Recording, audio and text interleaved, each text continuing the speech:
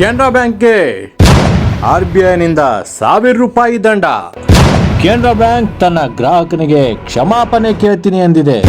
ಇದು ಅನ್ಯಾಯಕ್ಕೆ ಶಿಕ್ಷೆ ಪತ್ರಿಕೆ ಸಿಕ್ಕಂತಹ ಸದ್ಯದ ಜಯ.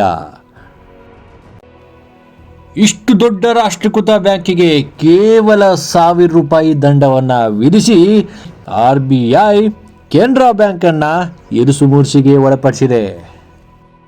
ಇದು ಬಾಗಲಕೋಟೆ ಜಿಲ್ಲೆಯ ಜಮಖಂಡಿ ತಾಲೂಕಿನ ಸಾವಳಗಿ ಶಾಖೆಯ ಎಡವಟ್ಟಿಗೆ ವಿಧಿಸಿದಂತಹ ದಂಡ.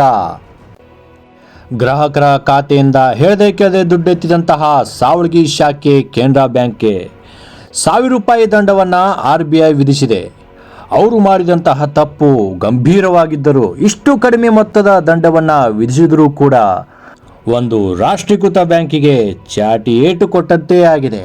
ಮೊದಲಿಗೆ ನಾನೇನು ತಪ್ಪೇ ಮಾಡಿಲ್ಲ ಅಂತ ವಾದಿಸಿದಂತಹ ಬ್ಯಾಂಕ್ ಈಗ ತನ್ನ ತಪ್ಪನ್ನು ಒಪ್ಪಿಕೊಂಡು RBIಗೆ ಶರಣಾಗಿದೆ.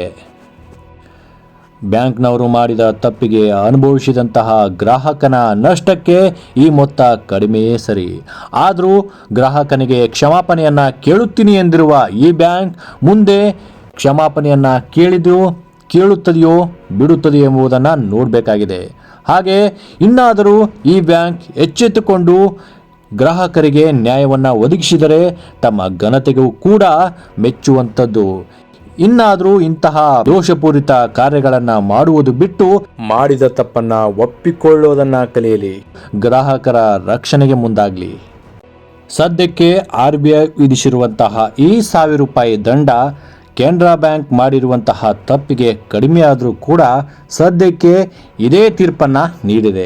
ಹಾಗಾದರೆ ಮುಂದೆ ಏನಾಗುತ್ತೆ ಎಂಬುದನ್ನು ನಿಮಗೆ ತಿಳಿಸ್ತೀವಿ, ಕಾಯ್ತಾ ಇರಿ.